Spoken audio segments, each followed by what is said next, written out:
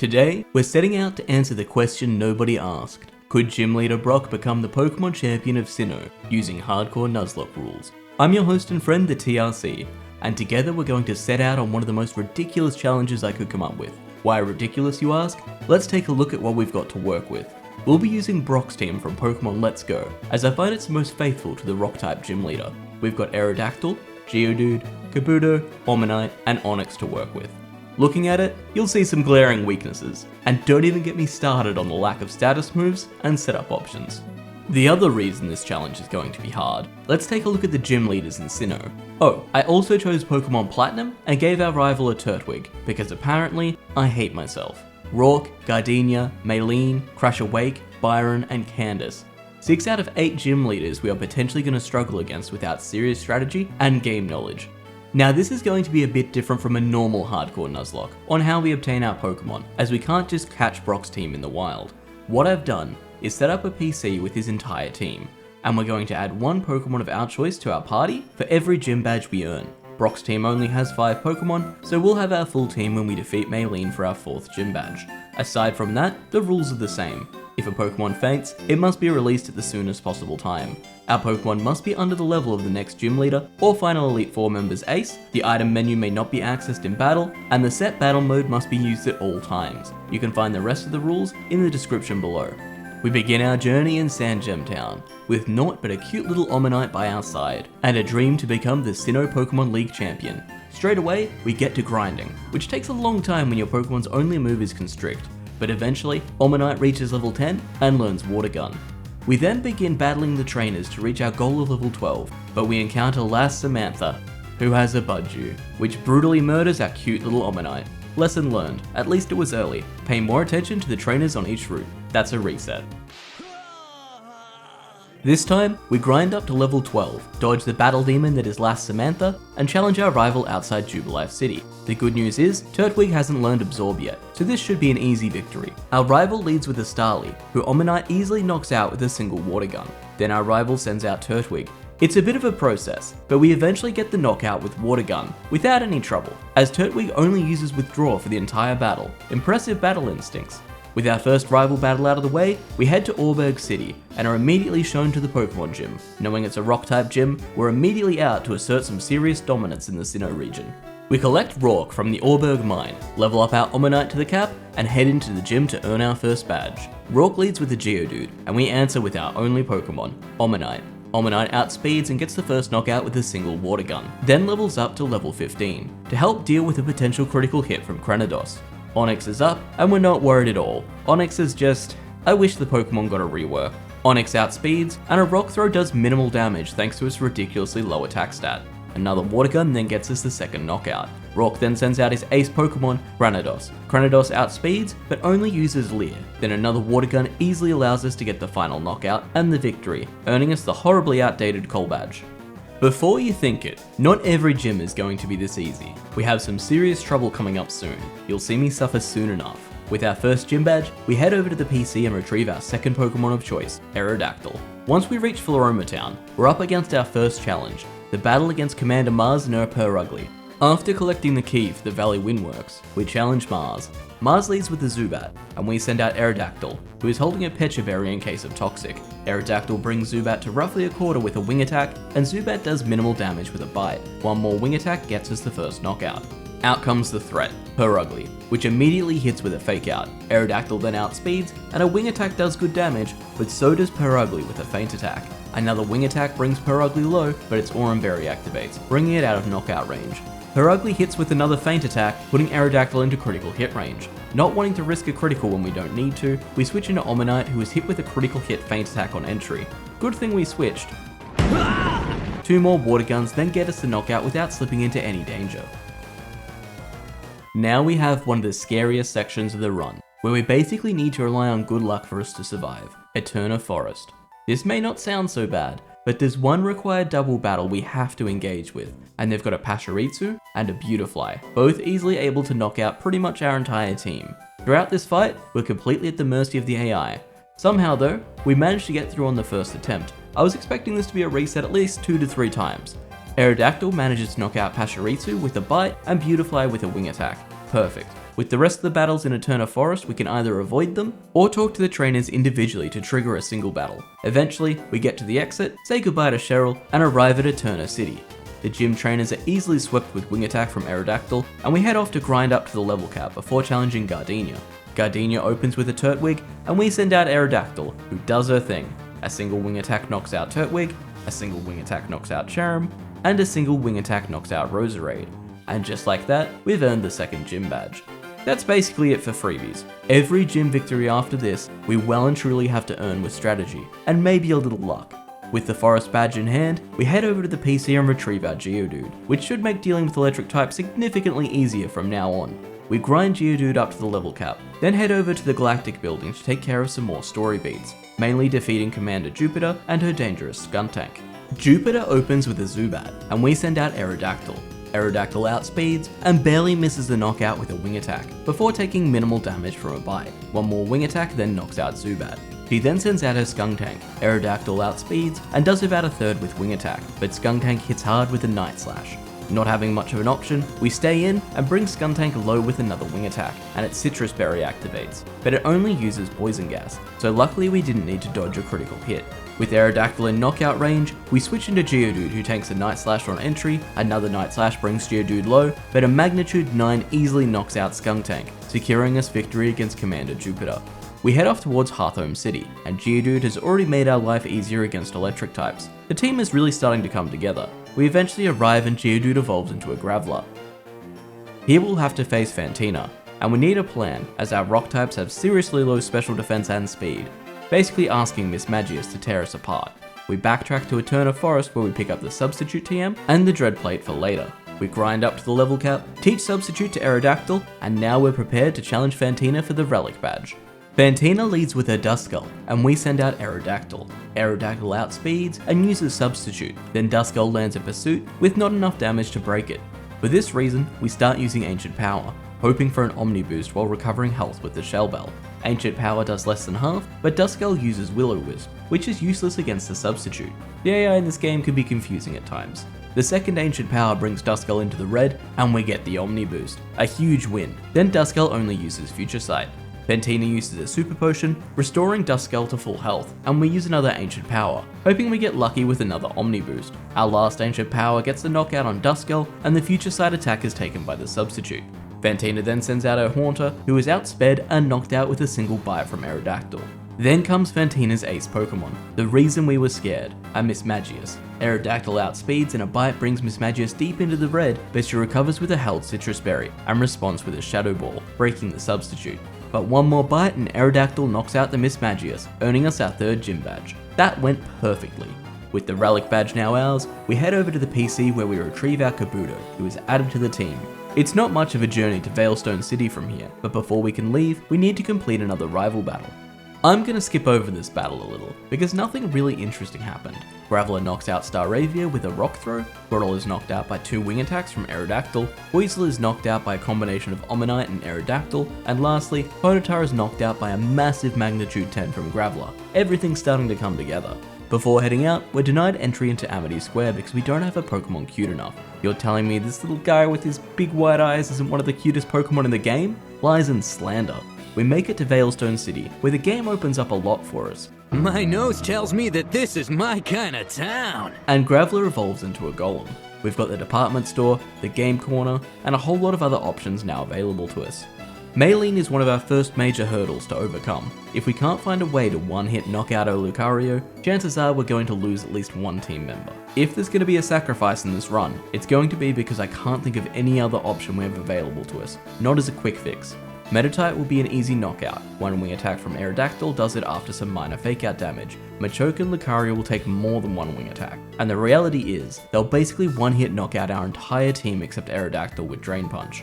Our level cap is 32, and Golem learns Earthquake at 33, so Golem needs to level up during the battle to learn Earthquake. Then we can one-hit Lucario, but then the question becomes, how do we get Golem in against Lucario, and how do we get Golem to survive long enough to use Earthquake? After an hour of planning later, we have a strategy. The good news is, the Berry Lady at Pastoria City is available to us now. She has the chance to give us the super effective damage reducing berries. This may be our best option. And here we arrive at a little impasse I would like to issue a disclaimer at. With the berry lady, we get a random berry every day. The chance of us getting the berry we need are extremely low, so we can check once a day as the game allows us, or use the midnight manipulation option to farm berries until we get what we need. Basically what I am saying is, the berry is available and the only resource we need to obtain it is time. I sadly don't have as much time as I would like to make these videos, so I'm disclosing this here. Once I reached the berry lady, I added the available berries into my bag to save time. If you think that's cheating or unfair with the challenge rules we've set, that's totally fair and you are entitled to have that opinion. But I do believe saving the time here just eases my suffering through an already insane run. Now that we have a Chopple Berry, Golem should live 2 hits from Drain Punch, provided one isn't a critical hit, which is just a risk we're going to need to take. It's finally time to challenge Maylene. We lead with Golem, then switch Aerodactyl into Meditite on the Fake Out for minimal damage. Aerodactyl knocks out Meditite with a wing attack, gets some recovery with the Shell Bell, and Golem gets the necessary experience to reach level 33, where she learns Earthquake. Maylene then sends out her Lucario, our biggest issue. We pivot into Golem, who is hit with a Metal Claw on entry for less than half, which is perfect, because now we know the AI is only going to see the kill with Drain Punch, which won't even do enough damage with a critical hit now. Lucario uses Drain Punch, the Chopple Berry activates, and Golem easily tanks the hit. With Golem still healthy, an Earthquake knocks out Lucario, great success. The only thing that could have hurt us here was a critical hit from Metal Claw, which would have left us at the AI's random mercy. Out comes Machoke, and we just switch into Aerodactyl, who easily tanks the Karate Chop on entry. Aerodactyl barely misses the knockout with the first wing attack, but gets great recovery from the Shell Bell. One more wing attack wins us the Cobble badge. Now that we have our 4th gym badge, we head over to the PC and retrieve our last Pokemon, Onix. It makes me sad how poor Onix's base stats are, and I doubt it'll get any use in this run honestly. Definitely a Pokemon I would love to see a tweak for in the future. It's a short journey back to Pastoria City, where we use a heart scale we picked up to teach Aerodactyl Thunderfang for some more coverage, and prepare ourselves for the next gym. Before we can think of that though, we're challenged to another rival battle, but it goes down exactly the same way as last time, just with higher level Pokemon, so we'll skip over it. Alright, time for the water type gym leader, Crash Awake. What you're about to see is the result of roughly 2 hours of battle calculations, checking available items, and strategy talks with some friends. Believe it or not, the biggest issue we had in this battle was Quagsire, the rest we can deal with without much issue.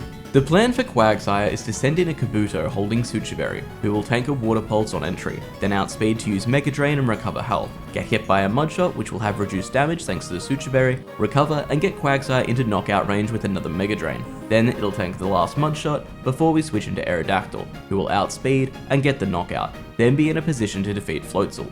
Thanks to Kabuto's Battle Armor ability, we won't even be risking a critical hit here. Why am I telling you this now instead of showing you? Because it's not how the battle goes, and I want you to know we weren't relying on what happened. Crash Awake leads with a Gyarados, and we send out Omanyte. Omanyte is hit with a Brine to just above half, then uses Ancient Power to bring Gyarados to a quarter. Then miraculously gets the Omni Boost, outspeeds Gyarados, and gets the knockout with another Ancient Power. So we deviate from the original plan. With our raised special attack and defense, we stay in against Quagsire, and a quick battle calculation tells us we'll live against a Mudshot, provided it isn't a critical. So instead of switching out, Omanyte uses Ice Beam, bringing Quagsire to about a quarter, and Quagsire uses Mudshot, taking Omanyte all the way down to 5 health, cutting it pretty fine, but calculated. Not wanting to push my luck any further, we send out Kabuto, who is hit with a Rock Tomb on entry for minimal damage, then switch into Aerodactyl on the Mudshot, and outspeed to get the knockout with Wing Attack. Lastly, Floatzel comes out.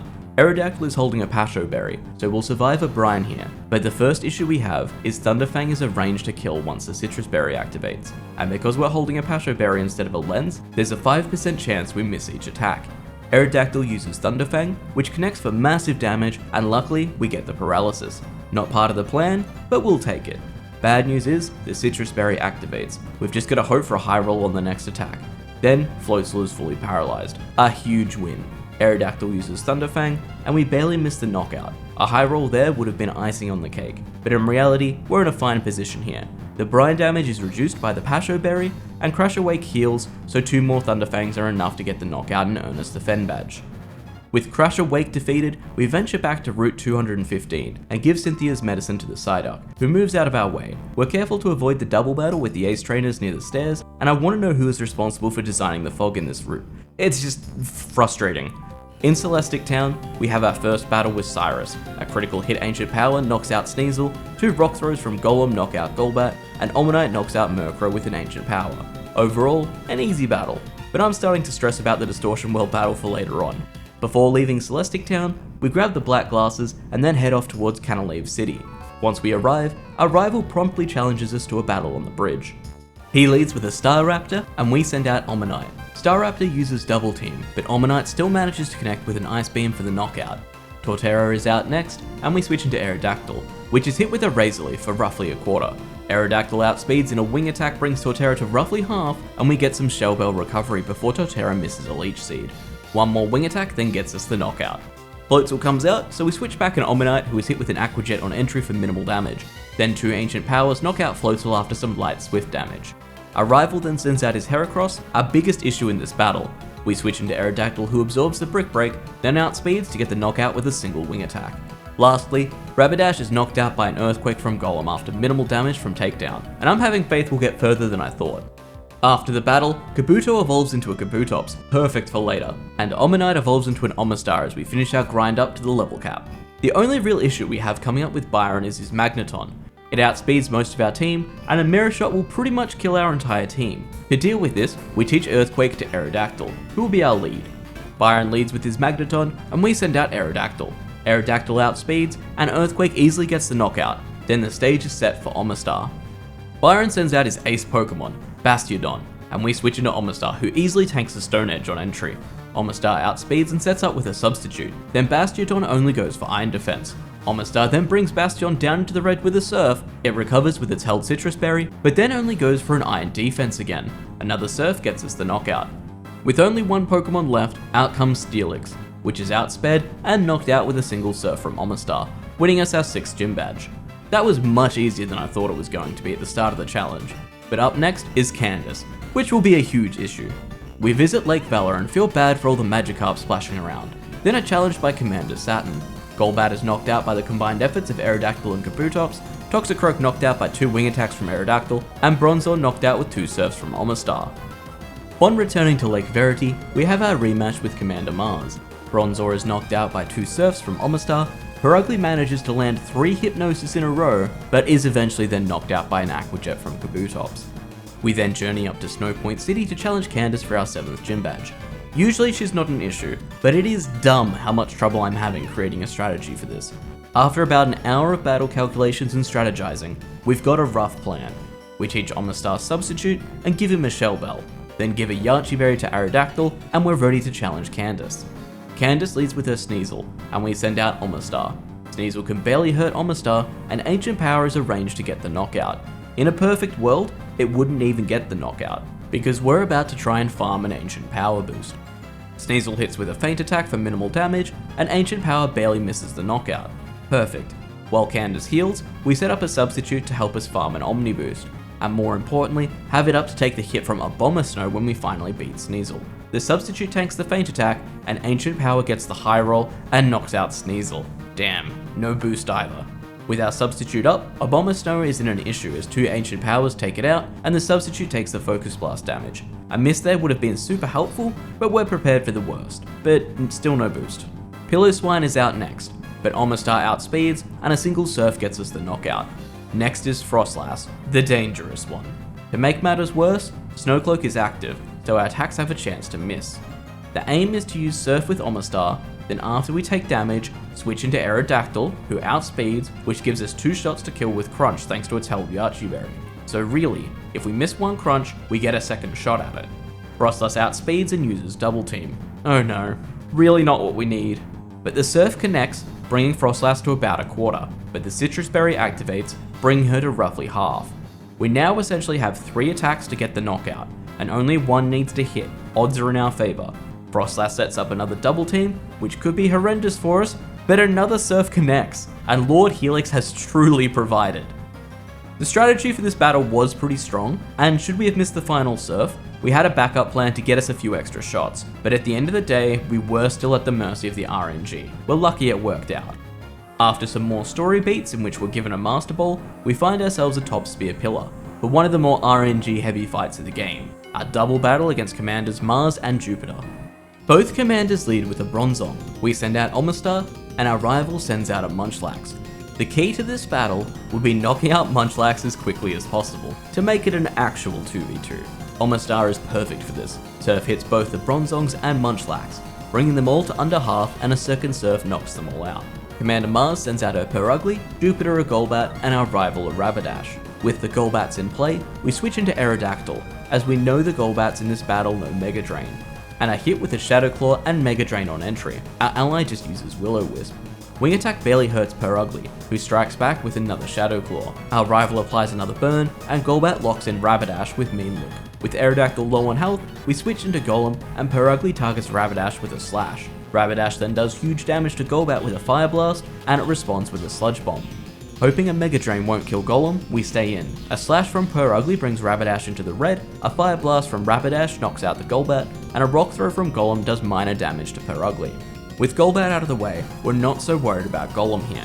Perugly knocks out Rapidash with an Aerial Ace, and a Poison Jab from Jupiter's Skuntank manages to poison Golem. But an Earthquake manages to knock out both the Perugly and the Skuntank, leaving us with just a Golbat to deal with. We take this opportunity to switch into Aerodactyl. Staraptor hits for huge damage with a takedown, and Golbat gets a critical hit against Staraptor for massive damage. Not willing to risk a Pokemon death, we switch into Omastar, and another takedown from Staraptor wins us the battle. We're then pulled into the Distortion world with Cyrus and Cynthia. After an embarrassing amount of time, we find our way to Cyrus and begin the final story-driven battle. Cyrus leads with a Houndoom, who uses Will-O-Wisp, burning Golem, who then misses the knockout with Earthquake due to its burn. Cyrus then switches out into Gyarados, and we pivot into Omastar, then into Aerodactyl, who is immune to the Earthquake on entry. Aerodactyl then outspeeds and gets the knockout with a critical hit Thunderfang, not that the critical mattered in this situation. Cyrus sends out his Weevil, and we switch into Omastar, who easily tanks the Ice Punch on entry, and easily absorbs the Night Slash before setting up a substitute. The substitute then absorbs the Night Slash damage, and an Ancient Power brings Weevil to about a quarter, but it recovers with its health Citrus Berry, but we get the Omni Boost. Another Night Slash from Weevil breaks the substitute, and Omastar gets the knockout with an Ancient Power. Seems we got the Omni Boost from the Ancient Power, we stay in against Houndoom, who is outsped and knocked out with a Surf. We also stay in against Haunchcrow, who is knocked out with an Ice Beam. This just leaves Crobat, and with the Shell Bell recovery, Omastar is looking healthy. Crobat outspeeds and uses Toxic, but one more Ice Beam gets the knockout, defeating Cyrus. We then hurl a Master Ball we picked up earlier at Giratina, and the story is completely wrapped up. We're now free to earn our 8th gym badge and challenge the Pokémon League. Before we reach Sunny Shore City, we pick up the Earth Plate from Orberg Gate to help us with the upcoming battle. The only real problem we have with Volkner's team is Raichu knowing Focus Blast. But while holding an Earth Plate, Aerodactyl is guaranteed a knockout with a single Earthquake. Volkner leads with his Jolteon, and we send out Aerodactyl. Aerodactyl is fast enough to outspeed, and an Earth Plate boosted Earthquake knocks out Jolteon in a single hit. The exact same goes for Raichu, our only other threat in this battle. Out next is Volkner's Luxray, so we switch into Golem, who is unaffected by the Thunder Fang on entry. Luxray then manages to miss an Ice Fang, which we could easily tank a critical hit on, and an Earthquake from Golem gets the knockout. Volkner then sends out his ace and Electivire, who has no answers for Golem. Electivire uses Fire Punch, which barely scratches Golem, and an Earthquake earns us the 8th and final gym badge. With all 8 gym badges finally collected, we easily pass through Victory Road, picking up the Stone Edge TM on the way through, and begin our preparation to challenge the Pokémon League. Before we can challenge the league, however, our rival wants one more battle, but we're nearly at the level cap with a huge advantage. It goes like this. Omastar knocks out Staraptor with an Ice Beam, Torterra is knocked out with 2 Wing Attacks from Aerodactyl, Floatzel is knocked out with 2 Ancient Powers from Omastar, Heracross is knocked out with a Wing Attack from Aerodactyl. After a close call where we're forced to dodge a critical hit, Snorlax is knocked out by 2 Earthquakes from Golem, and Rapidash is also knocked out with an Earthquake after a bounce paralyzes Golem. Nice and succinct. With our final rival battle complete, we finish getting to the level cap of 59 to match Lucian's Gallade, do some general powering up with TMs, and figure out our strategies. With the team fully prepared, we begin our challenge against the Elite Four. We finally find out if Gym Leader Brock from Pewter City could become the Sinnoh Pokémon League Champion. Aaron leads with a Yanmega, and we answer with Aerodactyl, who outspeeds and gets the first knockout with a Stone Edge, getting us off to a good start. There was a reasonable chance we could miss the Stone Edge, as we're using a Shell Bell instead of the Wide Lens here, but Aerodactyl could easily tank the hit. Scizor comes out to counter, and we switch into Omastar, who easily tanks a Night Slash on entry, which is odd when Iron Head was an option. I'll never fully understand the AI in this game. Omastar then outspeeds, and does huge damage with a Splash Plate boosted Surf. but it's not enough for the knockout. Scissor responds with an X Scissor for minimal damage, then 2 more Surfs get us the knockout after Aaron uses a full restore. Heracross is next, and this is the only real issue in the fight. We pivot into Aerodactyl and hope Heracross doesn't get a critical hit. The close combat connects and Aerodactyl survives on low health, then outspeeds and gets the knockout with a wing attack. Aaron then sends out his ace, Drapion, and we switch into Golem, who Drapion has no answers for due to the high physical defense. Oh, except freezing with an Ice Fang. Just like that. We could always switch here if we absolutely have to, but we take the chance to de-thaw due to Drapion's low damage output, and it hits with a critical hit Ice Fang. We can't catch a break. But then Golem thaws out on the first turn, and gets the knockout with a single Earthplate boosted Earthquake. Alright, that balanced itself out. Last, Vespiquen comes out, and despite Golem being in low health, I'm not particularly worried here due to her moveset. Golem outspeeds and lands the Stone Edge for the knockout, and earns us our first victory of the Elite Four. Bertha is up next, and leads with a Whiscash. This battle should be a cakewalk. The only real issue for Kabutops here would be a critical hit Earth Power, but with the Battle Armor ability, critical hits aren't an issue for us. Kabutops outspeeds and uses Sword Dance, then Whiscash responds with an Earth Power, and despite being close, this never had a chance to kill. Kabutops then outspeeds Bertha's entire team, and Sword Dance boosted Waterfall knocks out everything she can throw at us. Kabutops is really showing his worth to the team here. And with that, we're already halfway there. For Flint, we basically have the exact same plan as Bertha. The only threat should be his Infernape, but the damage calculator tells us a single Earthquake should never be enough to kill Kabutops with our plan. Flint leads with a Houndoom, perfect for us to set up on. We outspeed, so flinch isn't an issue, and Battle Armor means a critical hit won't cut our plan short. Kabutops uses Sword Dance, and Houndoom uses Sunny Day, drastically lowering the damage of Waterfall, but we planned for this. Kabutops uses another Sword Dance, and Houndoom uses Dark Pulse, but just under half. It's time to go. Kabutops outspeeds Houndoom and gets the first knockout with a Waterfall, and recovers health with a Shell Bell. Flint then sends out our only threat for the battle, Infernape, but with our Shell Bell recovery, the Earthquake barely misses the knockout, and our Waterfall is enough to knock out Infernape. From here, it's a straight Waterfall sweep against Flint, even despite the harsh sunlight. Kabutops outspeeds Rapidash and gets the knockout with a Waterfall, knocks out Magmortar with another Waterfall, then finally knocks out Flareon with one more Waterfall. Easy fight, on to the next. Lucian is the only member of the Elite Four we don't have a super solid option against, as I'm not 100% sure what his Mr. Mime will do. If he sets up a Reflect and a Light Screen, we're golden, but if he sets up a Reflect then immediately Thunderbolts, we'll need to pivot into Plan B. Kabutops outspeeds and sets up a Sword Dance, then Mr. Mime uses Reflect. Kabutops sets up another Sword Dance, and Mr. Mime uses a Light Screen. Perfect. One more Sword Dance from Kabutops, and Mr. Mime uses Thunderbolt. No paralysis, we're good to go. Kabutops then outspeeds and knocks out Mr. Mime with an X Scissor, Gallade with a Waterfall, and Bronzong with another X Scissor. Alakazam will outspeed here, and can kill with either Psychic or Focus Blast. So we switch into Aerodactyl, and cross our fingers for no critical hit on the switch in. Psychic doesn't get a critical hit. We've won this battle. Aerodactyl outspeeds and a single crunch knocks out Alakazam. Lucian then sends out his final Pokemon, an Espeon. Crunch is a range to kill here, but with a held Dread Plate, it ensures the knockout. Aerodactyl uses Crunch, and we've officially beaten the Elite Four. As always, Cynthia is absolutely horrifying. Her Garchomp can basically knock out our entire team with a single Earthquake, while nearly every other Pokemon can hit us with a super effective move for a knockout with a single hit.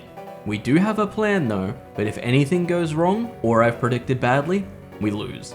All we can do is take our time and give it our best effort. Cynthia leads with her Spiritomb, and we send out Kabutops to set up a Sword Dance.